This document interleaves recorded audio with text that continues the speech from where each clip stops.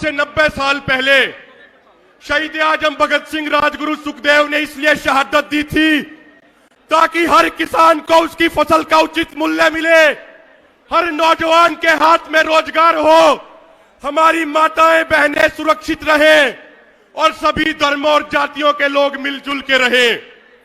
लेकिन हुआ ये कि 1947 में गोरे अंग्रेज तो चले गए, लेकिन उसके बाद काले अंग्रेज सत्ता में आके बैठ गए और यही कारण है कि पिछले 25 सालों में 20 लाख से अधिक किसानों ने आत्महत्याएं की हैं। हर साल हजारों नौजवान बेरोजगारी के कारण आत्महत्या करते हैं।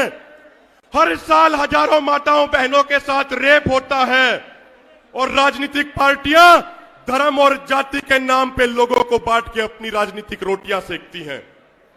साथियों, आप सबसे हाथ जोड़ के एक निवेदन करता हूं कि यदि हम सही मायनों में अपने शहीदों को श्रद्धांजलि देना चाहते हैं तो आज यहां से एक प्रण करके जाएं कि अपने जीवन की आखिरी सांस तक अपनी पूरी ताकत लगा देंगे और इस मुल्क को शहीदों के सपनों का भारत बना के रहेंगे।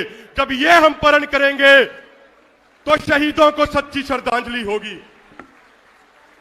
साथियों, आज हमारा देश एक निर्णायक मोड़ पे खड़ा है। यह आंदोलन इस बात का फैसला करेगा कि इस मुल्क में किसानों और नौजवानों की चलेगी या कॉरपोरेट घरानों की चलेगी। यह आंदोलन यह बात तय करेगा कि इस मुल्क में हमारी और आपकी सुनी जाएगी या अंबानी और अडानी की सुनी जाएगी। और एक बात हम कहना चाहते हैं मोदी सरकार को, मोदी सरकार कान खोल के सुन ले, ये किसान कौम है, किसान कौम। ये कौम ना पीछे हटेगी, ना डरेगी, ना दबेगी, ना झुकेगी, क्योंकि ये किसान कौम अंग्रेजों से माफी मांगने वाले सावरकर की वंशज नहीं है, बल्कि अंग्रेजों के खिलाफ लड़ते हुए अपनी कुर्बानी देने वाले शहीद आजम भगत। बोले सोनिहाल। भाइयों, एक दो छोटी छोटी बातें और कहूंगा। आज अपना किसान समाज युद्ध के मैदान में खड़ा है, रण के मैदान में खड़ा है। मेरे भाइयों, युद्ध में वही सेना जीतती है जो अपने सेनापतियों पर पूरा विश्वास रखती है, जो अपना 80 करोड़ किसानों का यह परिवार है। इस परिवार के मुखिया हमारे सीनियर किसान नेता हैं जो मंच पे सामने बैठे हुए हैं। साथियों, कुछ लोग अफवाह फैलाते हैं कि नौजवानों और सीनियर लीडरशिप में मतभेद हैं, लेकिन मैं आपको एक विश्वास दिलाना चाहता हूं कि एक एक सीनियर लीडरशिप हमारे और आपके लिए अपनी कुर्बानी देने को तैयार है। इसलिए हमें अपने सेनापतियों पे पूरा विश्वास रखना चाहिए। भाइयों, ये 28 साल का नौजवान आज आपके सामने खड़ा है। मैं यहां पे खड़ा हूं क्योंकि हमारे सीनियर लीडरशिप ने हमारा मार्गदर्शन किया, हमें आगे बढ़ने के लिए उत्साहित किया। एक अंतिम बात कहूंगा भाइयों, साथियों, ये बीजेपी के लोग हमें कभी आतंकवादी बोलते हैं, कभी विदेशी फंडिंग के आरोप लगाते हैं। हम मोदी साहब से एक बात कहना चाहते हैं कि मोदी जी, जो आपने चश्मा पहना हुआ है, इस चश्मे में एक लेंस अडानी का है और एक लेंस अंबानी का है। इस अडानी अंबानी वाले चश्मे को उतार के देखिए, इन नौजवान भाइयों में आपको आतंकवादी नहीं बल्कि शहीद आजम भगत सिंह, राजगुरु और सुखदेव दिखेंगे। अपना ये अडानी अंबानी का चश्मा उतार के देखिए, हमारी इन माताओं बहनों में कोई फॉरेन फंडिंग देने वाली नहीं बल्कि झांसी की रानी लक्ष्मीबाई दिखेगी। एक बार चश्मा उतार के तो देखिए। नौजवान भाइयों, दो चीजों का ध्यान रखना जो अपने 10 साल के सामाजिक जीवन में सीखी है। नीति और नीयत साफ रखना। नीति और नीयत साफ रखना, दुनिया की कोई ताकत आपको सफलता से नहीं रोक सकती। और एक बात अपने मन में यह याद रखना कि बड़ी लड़ाइयां साधनों से नहीं बल्कि साधना से जीती जाती हैं। और अपना किसान समाज पिछले 4 महीने से दिल्ली के बॉर्डरों पर बैठ के साधना कर रहा है। मोदी साहब, 2 पंक्तियां आपको चेतावनी के तौर पे। हमारा जो इतिहास है यह शहीदों की कुर्बानी और खून से लिखा गया है। तो मोदी साहब कान खोल के सुन लें कि खून से लिखा इतिहास हम शाही से नहीं मिटने देंगे। खून से लिखा इतिहास हम शाही से नहीं मिटने देंगे। बेच दिए होंगे रेल और जहाज तूने, लेकिन अपने देश के किसान को हम नहीं बिकने देंगे। अपने देश के किसान को हम नहीं बिकने देंगे। भाइयों, कुछ नारे लगा दो। आपकी आवाज दिल्ली में बैठे हुए चाहते हैं पहुंचनी चाहिए। और जिसकी रगों में किसान का खून है, जो 3 वक्त की रोटी खाता है किसान के खेत की, वो दोनों हाथ ऊपर करके नारे जरूर लगाएगा। किसान एकता जिंदाबाद। भाइयों, आपको एक विश्वास दिलाना चाहते हैं जिंदाबाद कि आज आप नारी शक्ति जिंदाबाद हरियाणा की धरती पे बैठे हैं। संयुक्त किसान मोर्चा जिंदाबाद। सम्मान के लिए, आपके स्वाभिमान के लिए, सोनिहाल की इज्जत के लिए, यदि हमें अपना शीश कटाना पड़ा। बहुत बहुत धन्यवाद साडे नौजवान किसान आगू मन्नू कुहाड़ जी का। किसान वीरो, जिन्ना योगदान इस अंदोलन च पंजाब ने पाया, ਉਹਦੇ बराबर ही योगदान हरियाणे का। इसे ही करके ਜਿਹੜਾ ਇਹ ਅੰਦੋਲਨ ਆ, ਇਹ ਦਿੱਲੀ ਦੇ ਵਿੱਚ ਲਗਾਤਾਰ ਦਿਨ ਰਾਤ ਬੁਲੰਦੀਆਂ ਵੱਲੋਂ ਜਾ ਰਿਹਾ। ਹਰਿਆਣੇ ਦੇ ਸਮੁੱਚੇ ਕਿਸਾਨਾਂ ਦਾ, ਸਮੁੱਚੇ ਮਜ਼ਦੂਰਾਂ ਦਾ, ਸਮੁੱਚੀ ਨੌਜਵਾਨੀ ਦਾ ਤਹਿ ਦਿਲੋਂ ਧੰਨਵਾਦ।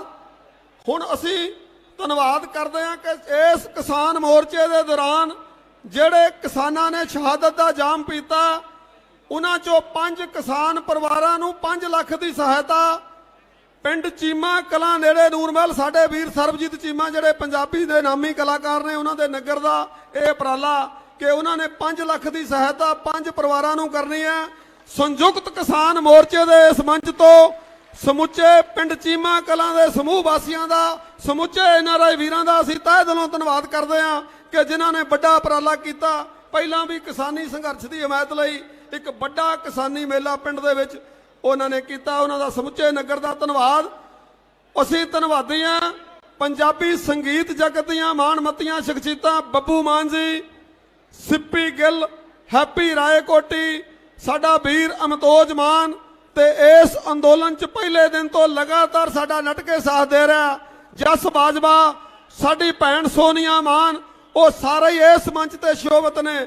ਸਮੁੱਚੀ ਸੰਗੀਤ ਜਗਤ ਦਾ, ਸਮੁੱਚੀ ਇੰਡਸਟਰੀ ਦਾ ਕਿਸਾਨ ਜਥੇਬੰਦੀਆਂ ਵੱਲੋਂ ਤਹਿ ਦਿਲੋਂ ਧੰਨਵਾਦ ਕੀਤਾ ਜਾਂਦਾ ਕਿ ਉਹ ਮੋਢੇ ਨਾਲ ਮੋਢਾ ਜੋੜ ਕੇ ਇਸ ਅੰਦੋਲਨ ਦੇ ਨਾਲ ਆਪਣਾ ਡਟਵਾਂ ਸਹਿਯੋਗ ਦੇ ਰਹੇ ਆ।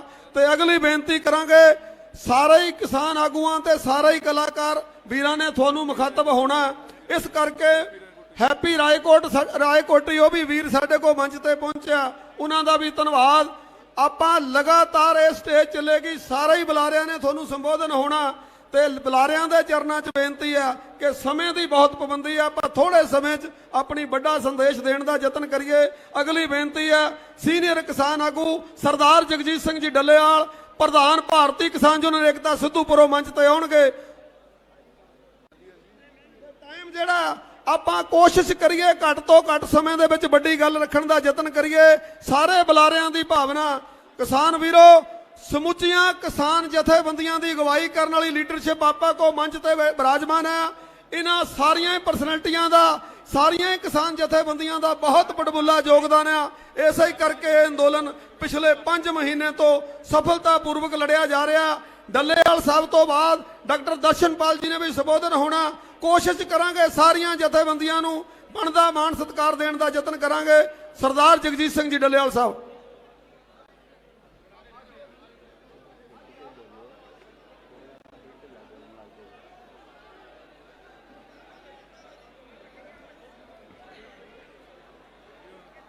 परम सत्कारयोग मेरे बहुत ही प्यारे जुझारू किसान बुजुर्ग, मेरे नौजवान, मेरिया सत्कारयोग भैन, फतेह प्रवान करो। वाहिगुरु जी का खालसा, वाहिगुरु जी की फतेह। अज आप सारे शहीद आजम ਸਰਦਾਰ ਭਗਤ ਸਿੰਘ ਜੀ, ਰਾਜਗੁਰੂ ਸੁਖਦੇਵ, ਉਹਨਾਂ ਨੂੰ ਯਾਦ ਕਰਨ ਦੇ ਲਈ ਇਕੱਠੇ ਹੋਏ ਆ, ਤਾਂ ਫਿਰ ਇੱਕ ਗੱਲ ਬਹੁਤ ਜ਼ਰੂਰੀ ਬਣ ਜਾਂਦੀ ਹੈ ਕਿ ਉਸ ਗੱਲ ਨੂੰ ਸਮਝਣ ਦੀ ਲੋੜ ਹੈ ਕਿ ਉਹਨਾਂ ਦਾ ਕਹਿਣਾ ਕੀ ਸੀ, ਉਹਨਾਂ ਦਾ ਸੰਦੇਸ਼ ਕੀ ਸੀ, ਉਹ ਲੜੇ ਕਿਸ ਗੱਲ ਦੇ ਲਈ, ਉਹਨਾਂ ਨੇ ਕੁਰਬਾਨੀਆਂ ਦਿੱਤੀਆਂ ਕਿਸ ਗੱਲ ਦੇ ਲਈ। ਤਾਂ ਪਿਆਰੇ ਦੋਸਤੋ, ਸ਼ਹੀਦ ਆਜਮ ਸਰਦਾਰ ਭਗਤ ਸਿੰਘ ਹੋਰਾਂ ਬਾਰੇ ਮੇਰਾ ਖਿਆਲ ਹੈ ਕੋਈ ਭੁਲੇਖਾ ਨਹੀਂ। ਆਪਾਂ ਛੋਟੇ ਛੋਟੇ ਹੁੰਦਿਆਂ ਤੋਂ ਉਹਨਾਂ ਦੀ ਜੀਵਨ ਕਥਾ ਨੂੰ ਸੁਣਦੇ ਪੜ੍ਹਦੇ ਆ ਰਹੇ ਹਾਂ ਕਿ ਉਹਨਾਂ ਨੇ ਕਿਸ ਤਰੀਕੇ ਦੇ ਨਾਲ ਅੰਗਰੇਜ਼ ਹਕੂਮਤ ਦੇ ਨਾਲ ਟੱਕਰ ਲਈ, ਲੜਾਈ ਲੜੀ, ਦੇਸ਼ ਨੂੰ ਆਜ਼ਾਦ ਕਰਵਾਉਣ ਦੇ ਲਈ ਫਾਂਸੀ ਦੇ ਰੱਸੇ ਚੁੰਮੇ। ਪਰ ਦੋਸਤੋ, ਇੱਕ ਗੱਲ ਉਹ ਕਹਿ ਕੇ ਫਿਰ ਵੀ ਗਏ ਸੀ ਕਿ ਹਜੇ ਲੜਾਈ ਲੜਨੀ ਬਾਕੀ ਹੈ, ਹਜੇ ਲੜਾਈ ਲੜਨੀ ਬਾਕੀ ਹੈ। ਤਾਂ ਉਸ ਵੇਲੇ ਉਹ ਗੱਲ ਸਮਝ ਨਹੀਂ ਆਉਂਦੀ ਸੀ ਕਿ ਕਿਹੜੀ ਲੜਾਈ ਲੜਨੀ ਬਾਕੀ ਦੀ ਗੱਲ ਭਗਤ ਸਿੰਘ ਹੋਰੀ ਕਹਿ ਕੇ ਗਏ ਹੈ। ਅੱਜ ਜਦੋਂ ਨੀਤੀਆਂ ਸਾਹਮਣੇ ਆ ਰਹੀਆਂ, ਅੱਜ ਜਦੋਂ ਗੱਲਾਂ ਸਾਹਮਣੇ ਆ ਰਹੀਆਂ, ਤਾਂ ਅੱਜ ਪਤਾ ਲੱਗ ਰਿਹਾ ਹੈ ਕਿ ਇੱਕ ਲੜਾਈ ਲੜਨੀ ਵਾਕਿਆ ਬਾਕੀ ਹੈ। ਉਹ ਲੜਾਈ ਕੀ? ਆ ਜਿਹੜੇ ਤੁਹਾਡੇ ਤੇ ਕਾਨੂੰਨ ਥੋਪੇ ਗਏ ਨੇ, ਇਹ ਕਾਨੂੰਨਾਂ ਦੀ ਬੈਕਗ੍ਰਾਉਂਡ ਕੀ ਹੈ ਤੇ ਇਹਨਾਂ ਕਾਨੂੰਨਾਂ ਨੂੰ ਇਹ ਆਏ ਕਿੱਥੋਂ? ਇਹਦੀ ਬਹੁਤੀ ਲੰਬੀ ਮੈਂ ਡਿਟੇਲ ਦੇ ਵਿੱਚ ਨਾ ਜਾਵਾਂ। ਮੈਂ ਇੰਨੀ ਗੱਲ ਕਹਿ ਕੇ ਅੱਗੇ ਚੱਲਾਂ ਕਿ ਇਹ ਜਿਹੜੇ ਕਾਨੂੰਨ ਨੇ ਜਿਸ ਗੇਟ ਦੇ ਵਿੱਚੋਂ ਨਿਕਲ ਕੇ ਆਏ ਹੈ, ਤੇ ਜਦੋਂ ਇਸ ਗੇਟ ਦੇ ਉੱਤੇ ਸਾਈਨ ਕਰਨ ਦਾ ਮੁੱਦਾ ਚੱਲ ਰਿਹਾ ਸੀ ਦੇਸ਼ ਦੇ ਅੰਦਰ, ਉਸ ਵੇਲੇ ਐਸਪੀ ਸ਼ੁਕਲਾ ਵੱਲੋਂ ਜਿਸ ਵੇਲੇ ਜਵਾਬ ਦਿੱਤਾ ਗਿਆ ਕਿ ਇਹਦੇ ਤੇ ਸਾਈਨ ਨਹੀਂ ਕਰਨੇ, ਸਾਨੂੰ ਗੇਟ ਦੇ ਮੈਂਬਰ ਨਹੀਂ ਬਣਨਾ ਚਾਹੀਦਾ, ਉਸ ਵੇਲੇ ਵਰਲਡ ਬੈਂਕ ਤੋਂ ਇੱਕ ਚਿੱਠੀ ਆਉਂਦੀ ਆ ਭਾਰਤ ਸਰਕਾਰ ਨੂੰ ਕਿ ਇਹਨੂੰ ਐਸਪੀ ਸ਼ੁਕਲਾ ਨੂੰ ਹਟਾਇਆ ਜਾਵੇ ਔਰ ਇਹਦੀ ਥਾਂ ਤੇ ਅਨਵਰ ਉਲ ਹੁੱਡਾ ਨੂੰ ਲਾਇਆ ਜਾਵੇ। ਤਾਂ ਬਿਲਕੁਲ ਉਵੇਂ ਜਿਵੇਂ ਭਾਰਤ ਵੱਲੋਂ, ਸਾਡੀ ਸਰਕਾਰ ਵੱਲੋਂ ਐਸਪੀ ਸ਼ੁਕਲਾ ਨੂੰ ਹਟਾਇਆ ਜਾਂਦਾ ਹੈ ਔਰ ਅਨਵਰ ਉਲ ਹੁੱਡਾ ਨੂੰ ਲਾਇਆ ਜਾਂਦਾ ਹੈ। ਇਹਦਾ ਮਤਲਬ ਮੇਰੇ ਦੋਸਤੋ ਸਮਝਣ ਦੀ ਲੋੜ ਹੈ ਕਿ ਗੇਟ ਦੇ ਉੱਤੇ ਸਾਈਨ ਭਾਰਤ ਨਹੀਂ ਕਰ ਰਿਹਾ ਸੀ ਔਰ ਉਸ ਹੁਕਮ ਦੇ ਤਹਿਤ, ਵਰਲਡ ਬੈਂਕ ਦੇ ਹੁਕਮਾਂ ਦੇ ਤਹਿਤ, ਉਹ ਚਿੱਠੀ ਦੇ ਦਬਾਅ ਥੱਲੇ ਆ ਕੇ ਉਸ ਆਦਮੀ ਨੂੰ ਹਟਾਇਆ ਗਿਆ ਜੋ ਇਹਨਾਂ ਸਾਈਨਾਂ ਦਾ ਵਿਰੋਧੀ ਸੀ ਔਰ ਉਸ ਵਿਅਕਤੀ ਨੂੰ ਲਾਇਆ ਗਿਆ ਜੋ ਅਮਰੀਕਾ ਦੀਆਂ ਪਾਲਿਸੀਆਂ ਭਾਰਤ ਦੇ ਵਿੱਚ ਲਾਗੂ ਕਰ ਰਿਹਾ ਸੀ। ਤਾਂ ਮੇਰੇ ਸੱਜਣੋ, ਇਹਦਾ ਮਤਲਬ ਕਿ ਜਿਹੜੀ ਲੜਾਈ ਹੈ, ਭਗਤ ਸਿੰਘ ਦਾ ਕਹਿਣਾ ਸੱਚ ਹੈ ਕਿ ਹਜੇ ਉਹਨਾਂ ਦੀ ਨੀਤੀ, ਉਹ ਪਾਲਿਸੀ ਹਜੇ ਸਾਡੇ ਦੇਸ਼ ਦੇ ਉੱਤੇ ਲਾਗੂ ਹੈ। ਸਾਡਾ ਰਾਜ ਕਰਨ ਵਾਲਾ ਵਿਅਕਤੀ, ਭਾਵੇਂ ਡਾਕਟਰ ਮਨਮੋਹਨ ਸਿੰਘ ਹੋਵੇ, ਭਾਵੇਂ ਰਾਜ ਕਰਨ ਵਾਲਾ ਵਿਅਕਤੀ ਮੋਦੀ ਹੋਵੇ ਜਾਂ ਚਾਹੇ ਕੋਈ ਹੋਰ ਦੂਸਰਾ ਤੀਸਰਾ ਹੋਵੇ, ਨੀਤੀਆਂ ਉਹੀ ਲਾਗੂ ਹੋ ਰਹੀਆਂ ਨੇ। ਸਾਡੇ ਦੇਸ਼ ਦੇ ਉੱਤੇ ਰਾਜ ਹਜੇ ਵੀ ਉਹੀ ਸ਼ਕਤੀਆਂ ਕਰ ਰਹੀਆਂ ਜਿਨ੍ਹਾਂ ਦਾ ਖਿਲਾਫ ਲੜਾਈ, ਜਿਨ੍ਹਾਂ ਦੇ ਖਿਲਾਫ ਭਗਤ ਸਿੰਘ ਹੋਰਾਂ ਨੇ ਲੜੀ ਸੀ। ਸੋ ਇਸ ਕਰਕੇ ਸਾਨੂੰ ਇਸ ਲੜਾਈ ਨੂੰ ਜਿੱਤਣ ਦੇ ਲਈ ਹੋਰ ਲੜਾਈ ਲੜਨ ਦੀ ਲੋੜ ਹੈ। ਅਗਲੀ ਲੜਾਈ ਇਹ ਕਾਨੂੰਨ ਰੱਦ ਹੋ ਜਾਣਗੇ।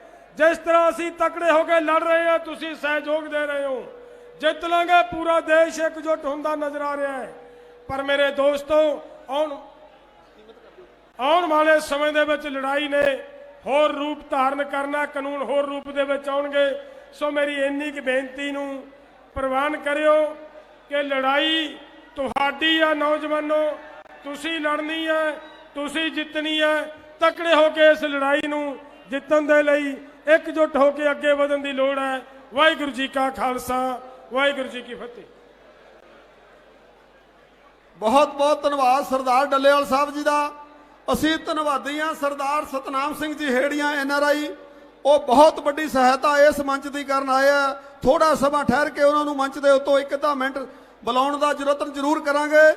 ਅਸੀਂ ਧੰਨਵਾਦੀ ਹਾਂ ਸਰਦਾਰ ਬਲਕਾਰ ਸਿੰਘ ਜੀ ਸਾਬਕਾ DCP ਪੰਜਾਬ ਪੁਲਿਸ, ਉਹ ਵੀ ਸਾਡੇ ਕੋਲ ਮੰਚ ਤੇ ਪਹੁੰਚੇ ਆ।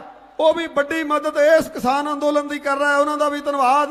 ਹੁਣ ਬੇਨਤੀ ਕਰਾਂਗੇ ਕਿਸਾਨ ਜਥੇਬੰਦੀਆਂ ਦੇ ਸੀਨੀਅਰ ਆਗੂ ਡਾਕਟਰ ਦਰਸ਼ਨਪਾਲ ਜੀ, ਉਹ ਚੰਦ ਕਮੈਂਟਾਂ ਲਈ ਆਪਣੇ ਵਿਚਾਰ ਆਏ ਹੋਏ ਕਿਸਾਨਾਂ ਨਾਲ ਸਾਂਝੇ ਕਰਨਗੇ।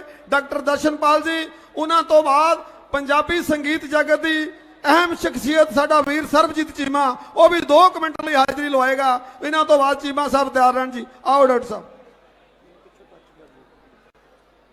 ਮੰਚ ਤੇ ਬਿਰਾਜਮਾਨ ਵੱਖ-ਵੱਖ ਸ਼ਖਸੀਅਤਾਂ ਤੇ ਜਥੇਬੰਦੀਆਂ ਦੇ ਆਗੂ ਸਾਹਿਬਾਨ, ਕਿਸਾਨ ਭਰਾਵੋ, ਬੱਚਿਓ, ਭੈਣੋ ਤੇ ਬੀਬੀਓ, 26 ਤਰੀਕ ਨੂੰ 4 ਮਹੀਨੇ ਹੋ ਰਹੇ ਨੇ ਦਿੱਲੀ ਦੇ ਵਿੱਚ ਮੋਰਚੇ ਲੱਗੇ ਨੂੰ।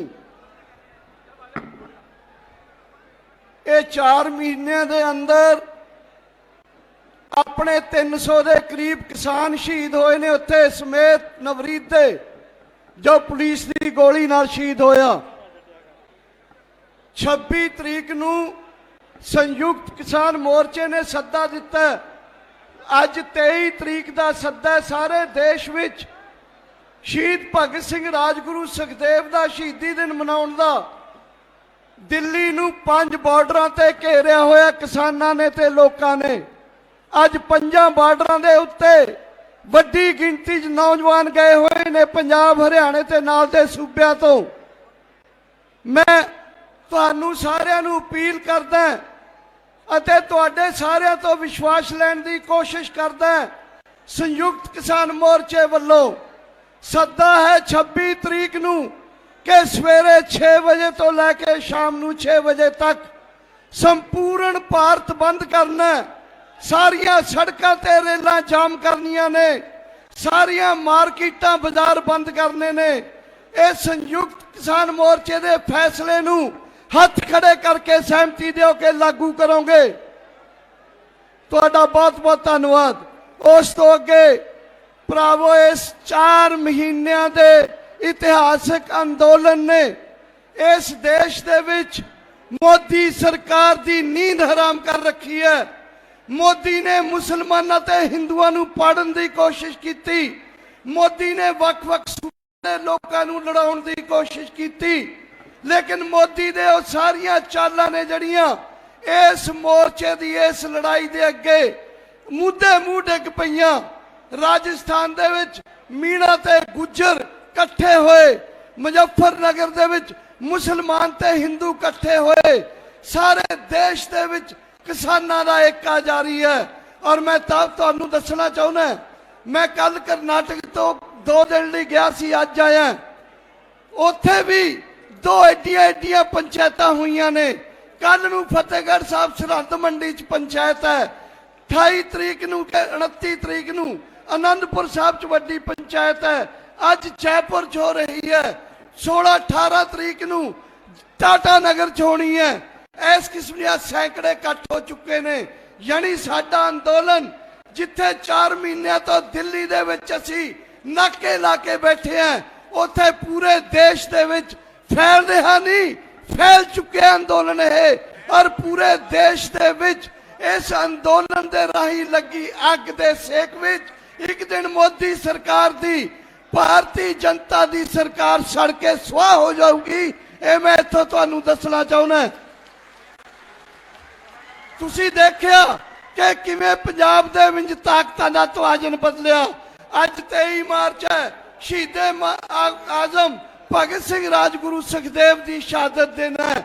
ਮੈਂ ਸਟੇਜ ਤੋਂ ਸੰਯੁਕਤ ਕਿਸਾਨ ਮੋਰਚਾ ਵੱਲੋਂ 2 ਪੁਆਇੰਟ ਤੁਹਾਡੇ ਨਾਲ ਸਾਂਝੇ ਕਰਨੇ ਚਾਹੁੰਦਾ। ਗੱਲ ਖਤਮ ਕਰਨ ਤੋਂ ਪਹਿਲਾਂ ਕੁਝ ਬੁਲਾਰੇ ਇੱਥੇ ਕਹਿੰਦੇ ਨੇ ਕਿ ਕਿਸਾਨਾਂ ਨੂੰ ਚੋਣਾਂ ਲੜਨੀਆਂ ਚਾਹੀਦੀਆਂ ਨੇ। ਇਹ ਭਰਾਵੋ, ਅੱਜ ਇਹ ਗੱਲਾਂ ਕਰਨੀਆਂ ਠੀਕ ਨਹੀਂ ਹੈ। ਅਸੀਂ ਇੱਕ ਪਾਸੇ ਸਿਆਸੀ ਲੋਕਾਂ ਨੂੰ ਮੋਰਚਿਆਂ ਤੇ ਆਉਣ ਤੋਂ ਰੋਕਦੇ ਹਾਂ, ਕੋਈ ਸਾਨੂੰ ਮਤਾਂ ਦਿੰਦੇ ਨੇ ਆਪਣੀ ਪਾਰਟੀ ਬਣਾਓ। ਉਹ ਗਲਤ ਗੱਲ ਹੈ ਇਸ ਮੰਚ ਤੋਂ ਬੋਲਣਾ। ਦੂਜੀ ਗੱਲ, ਮੈਂ ਇਸ ਸ਼ਹੀਦੀ ਦਿਨ ਤੇ ਤੁਹਾਨੂੰ ਦੇ ਅੰਦੋਲਨ 'ਚ ਇਹਨਾਂ ਸਾਰਿਆਂ ਨੇ ਹਾਜ਼ਰੀ ਭਰੀ ਹੈ। ਡਟਵਾਂ ਸਾਥ ਇਸ ਅੰਦੋਲਨ ਨੂੰ ਦਿੱਤਾ। ਅੱਗੇ ਤੋਂ ਵੀ ਉਮੀਦ ਕਰਦੇ ਹਾਂ ਕਿ ਇਸੇ ਤਰ੍ਹਾਂ ਡਟੇ ਰਹਿਣਗੇ। ਚੀਮਾ ਸਾਹਿਬ।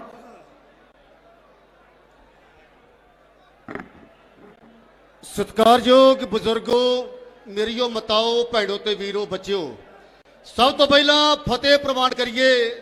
वाहेगुरु जी का खालसा, वाहेगुरु जी की फतेह। अज उस धरती के उपर असी सारे पहुंचे हाँ जेड़े शहीद ने दुआबे का एक गभरू बहुत बालड़ी उम्र दे विच जेल शहीदी दिती साडी कौम की खातिर, सारे देश की खातिर। शहीद आजम सरदार भगत सिंह, राजगुरु सुखदेव, असी सारे शहीदों को सजदा करते हैं। 10 गुरुआं नूं, सारे शहीदों नूं तुसीं अज इस दिन ते 23 मार्च जिहड़ा दुनिया भर दे विच जाणिया जांदा दिहाड़ा, तुसीं इस दिन ते पहुंचे हो। तुहाडा सारिआं दा एक कदम साडे सिर मथे है। निੱਘੀ जी आया, बहुत बहुत मेहरबानी। मैनूं बोलण दा मौका मिलिया, मैं बहुता लंबा नहीं बोलना।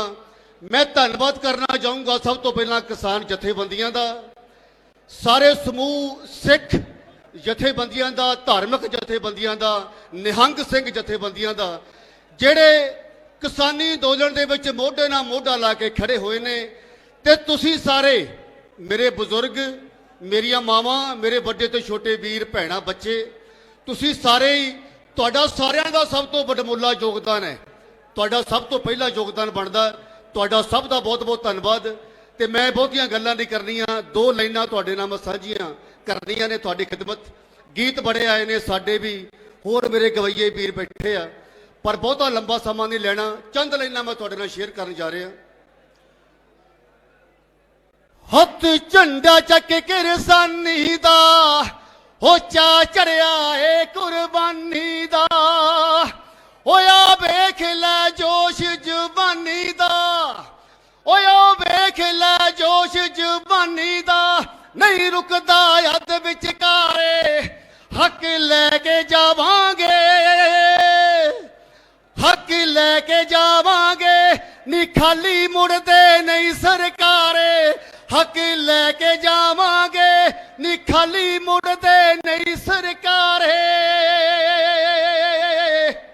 तुसी मेरे नाल अज एक वादा करोगे, एक प्रण करोगे, जिन्ना चिर साडे बुजुर्ग, साडे वीर उस मोर्चे ते बैठे आ, असी अपना अपना बनदा योगदान पावांगे। एक बार सारे जाने हाथ खड़ा करके मेरे नाल वादा करो। बोले सो निहाल, किसान मजदूर एकता, किसान मजदूर एकता, इनकलाब। वाहेगुरु जी का खालसा, वाहेगुरु जी की फतेह। बहुत बहुत धन्यवाद चीमा साहब जी का। असी धन्यवाद करते हैं साडा वीर सुखविंदर पंछी जी, वो भी मंच ते साडे को पहुंचे, उन्होंने धन्यवाद। साडा अपना वीर तजिंदर सिंह निज्जर, वो भी लगातार डट के साडा साथ दे रहा किसान जथेबंदियां दा, उन्होंने भी धन्यवाद। अगली बेनती करांगे साडी भैन जैबा खान जमशेदपुर झारखंड जी तो आए आ, वो लगातार इस अंदोलन नाल दिल्ली के किसान मोर्चे च अपना बनदा योगदान पा रहा।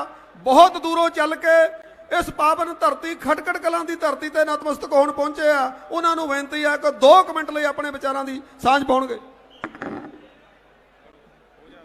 आदाब, नमस्कार, सलाम, सत श्री अकाल। देश के उस मतवाले को सलाम, आजादी के दीवाने को सलाम, भगत सिंह को सलाम। सलाम है इस सरजमीन को, सलाम है भगत सिंह की, शहीद आजम भगत सिंह की इस सरजमीन को। सलाम है उन माओं को, बहादुर माओं को, जिसने भगत सिंह जैसे लाल को पैदा किया। आज के ही दिन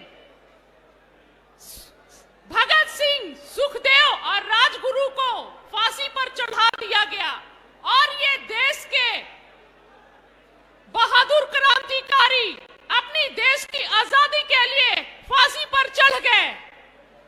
दिल से न निकलेगी मरकर भी देश की उल्फत।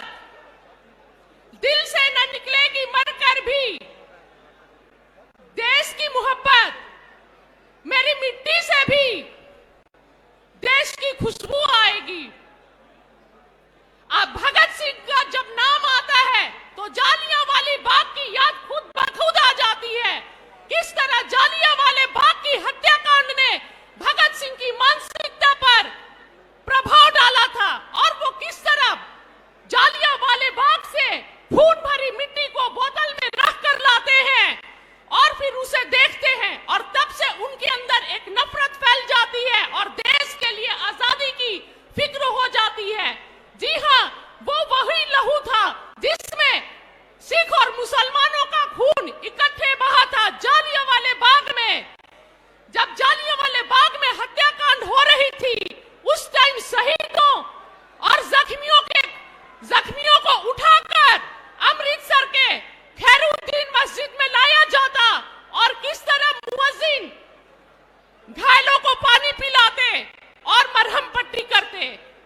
फिर उस समय संघी अंग्रेजों की मदद करके हमें मार रहे थे और आज ये संघी हमें अल्पसंख्यक बनाकर अलग अलग मार रहे हैं। उस समय हम इकट्ठे थे, जालियांवाला बाग में हमारा लहू भी इकट्ठा बहा, लेकिन संघी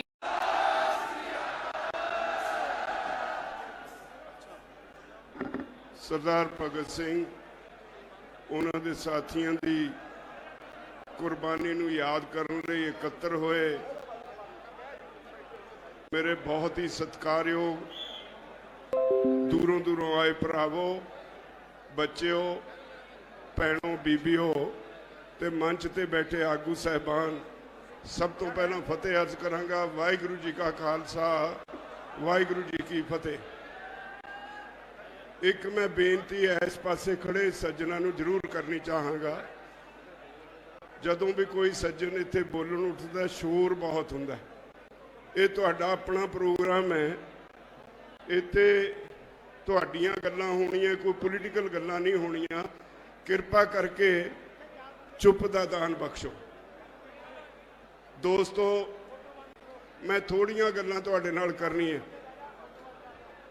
अज तुसीं सरदार भगत सिंह और उन्होंने साथियों की कुर्बानी नूं याद करने लई, नतमस्तक होने लई इत्थे आए हो। अज दा दिन तुहाडे लई भी बहुत वड्डा इतिहासक दिन है, जदों तुसीं ये संकल्प लेना है कि जिहड़ी सर भगत सिंह की कुर्बानी तो बाद जो कमी रह गई उहनूं पूरी करने वास्ते तुसीं अज अंदोलन विच रुझे हुए हो। तुहाडा ये अंदोलन अज सिर्फ पंजाब का अंदोलन नहीं रहा, ये विश्वव्यापी अंदोलन हो निबड़िया।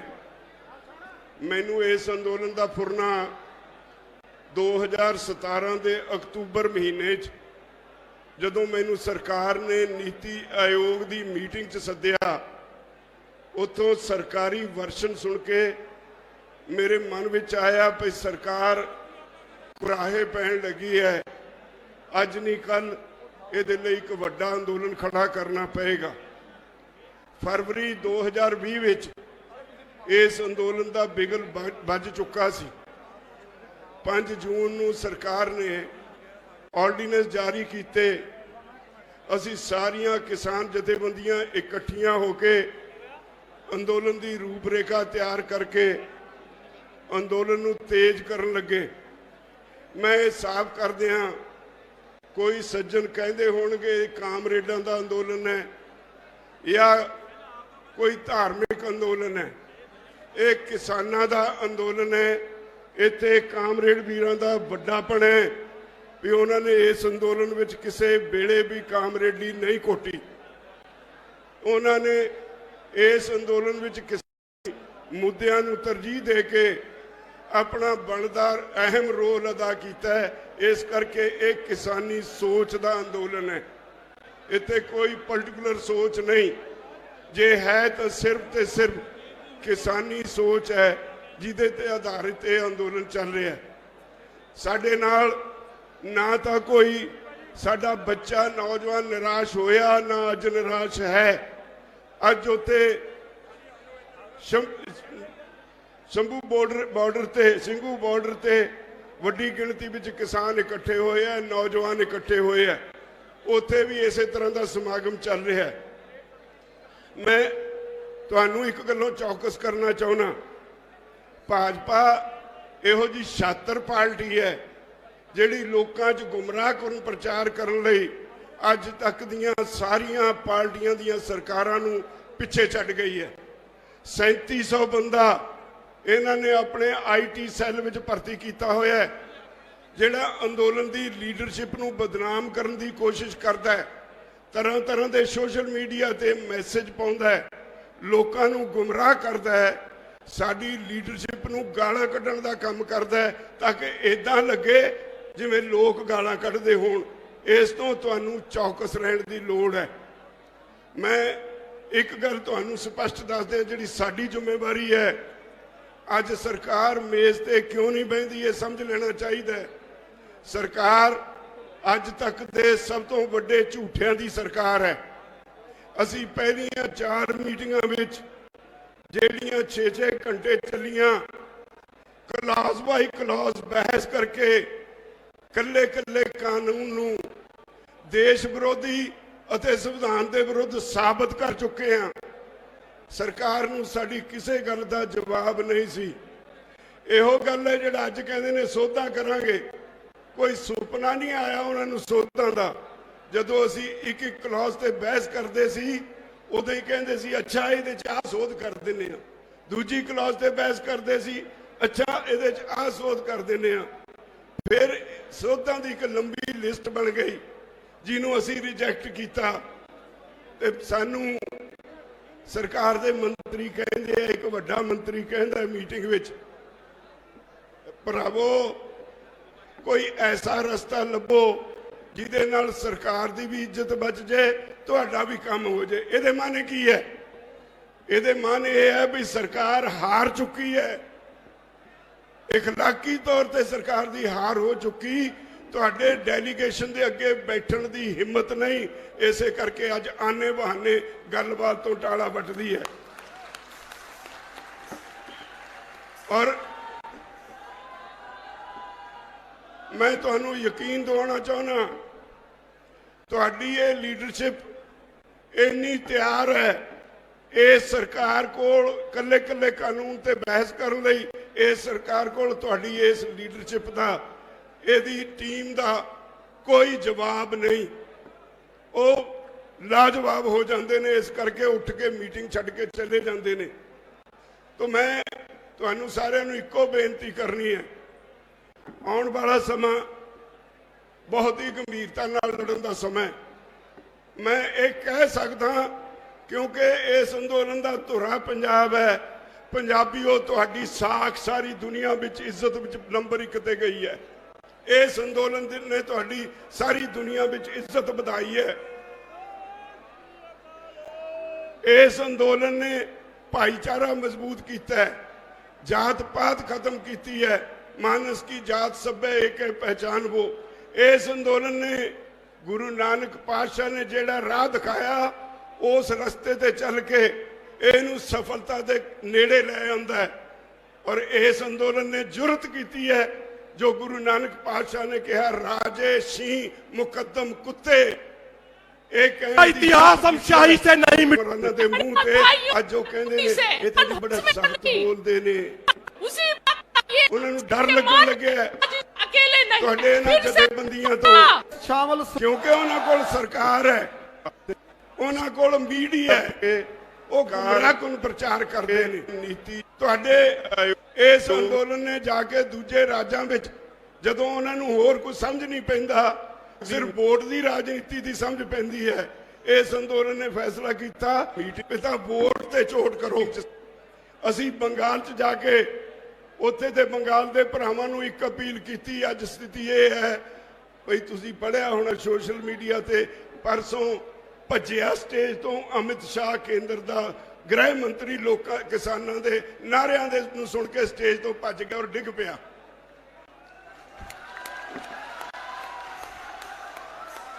ਭਾਜਪਾ ਦੇ ਕੈਂਡੀਡੇਟ ਮੈਦਾਨ ਚੋਂ ਹਟ ਰਹੇ ਨੇ, ਭੱਜ ਰਹੇ ਨੇ।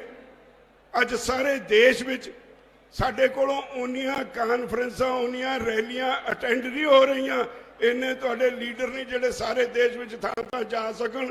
ਜਿੰਨੀ ਡਿਮਾਂਡ ਹੈ ਸਾਰੇ ਦੇਸ਼ ਵਿੱਚ ਉਸਲ ਵੱਟੇ ਲੈ ਰਹੇ ਅੰਦੋਲਨ ਬਹੁਤ ਤੇਜ਼ੀ ਨਾਲ ਅੱਗੇ ਵਧ ਰਿਹਾ ਹੈ। ਅੱਜ ਇਹ ਅੰਦੋਲਨ ਮੈਂ ਜਿਵੇਂ ਸ਼ੁਰੂ 'ਚ ਕਿਹਾ ਸਿਰਫ ਤੁਹਾਡੇ ਪੰਜਾਬ ਦਾ, ਹਰਿਆਣੇ ਦਾ, ਰਾਜਸਥਾਨ ਦਾ, ਦਿੱਲੀ ਦਾ, ਯੂਪੀ ਦਾ ਇਹ ਭਾਰਤ ਦਾ ਅੰਦੋਲਨ ਨਹੀਂ ਰਿਹਾ। ਇਹ ਸਾਰੀ ਦੁਨੀਆ ਦਾ ਵਿਸ਼ਵ ਵਿਆਪੀ ਅੰਦੋਲਨ ਹੋ ਗਿਆ।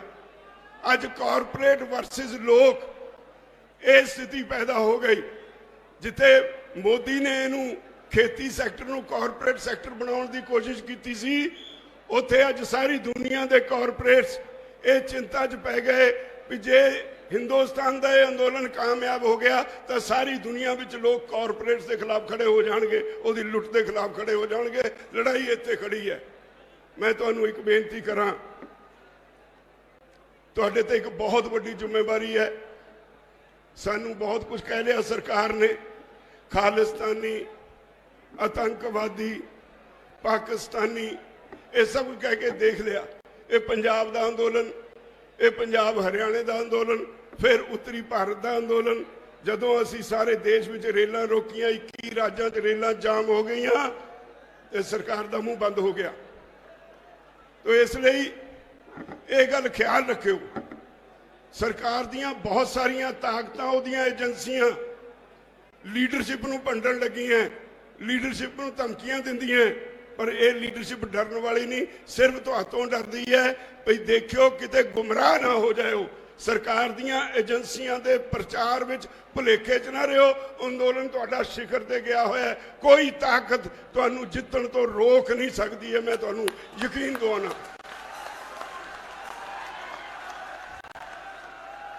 ਉਹ ਅੱਜ ਸਰ ਭਗਤ ਸਿੰਘ ਹੋਰਾਂ ਦੇ, ਉਹਨਾਂ ਦੇ ਸਾਥੀਆਂ ਦੇ ਸ਼ਹੀਦੀ ਦਿਨ ਤੇ ਤੁਸੀਂ ਆਏ ਹੋ, ਤੁਸੀਂ ਗੁਰੂ ਨਾਨਕ ਪਾਤਸ਼ਾਹ ਦੇ ਵਾਰਿਸ ਹੋ। ਮੈਂ ਇੱਕ ਗੱਲ ਬੇਨਤੀ ਜ਼ਰੂਰ ਕਰਨੀ ਹੈ ਜਿਹੜੀ ਆਊਟ ਆਫ ਕੰਟੈਕਸਟ ਹੈ, ਉਹ ਇਹ ਹੈ ਵੀ ਅਸੀਂ ਜਿਹੜੇ ਬੁੱਢੇ ਹਾਂ ਥੋੜਾ ਜਿਹਾ ਆਪਣੇ ਪਰਿਵਾਰਾਂ ਵਿੱਚ ਡਰਨ ਲੱਗ ਪਏ ਹਾਂ। ਨਵੀਂ ਪੀੜ੍ਹੀ ਆਪਣਾ ਚਿਹਰਾ ਮੋਹਰਾ ਵਿਗਾੜ ਰਹੀ ਹੈ, ਕੇਸ ਕਟਾ ਕੇ ਤੁਹਾਡੀ ਪਛਾਣ ਜਿਹੜੀ ਆ ਉਹ ਖੁਰਦ-ਬੁਰਦ ਹੁੰਦੀ ਜਾਂਦੀ ਹੈ ਦੁਨੀਆ ਵਿੱਚ।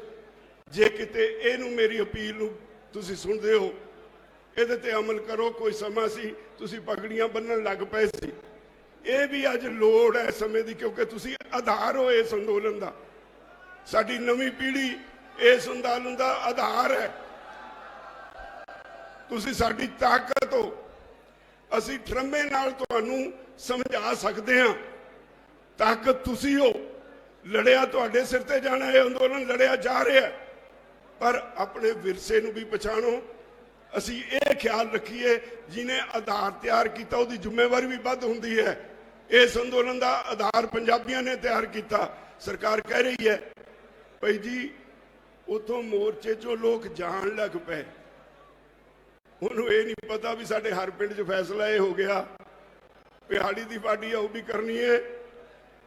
ਜਿਹੜਾ ਛੋਟਾ ਪਿੰਡ ਆ ਉਹ 10 ਬੰਦੇ, ਵੱਡਾ ਪਿੰਡ 20 ਬੰਦੇ ਉੱਥੇ ਬਿਠਾ ਕੇ ਰੱਖੇਗਾ।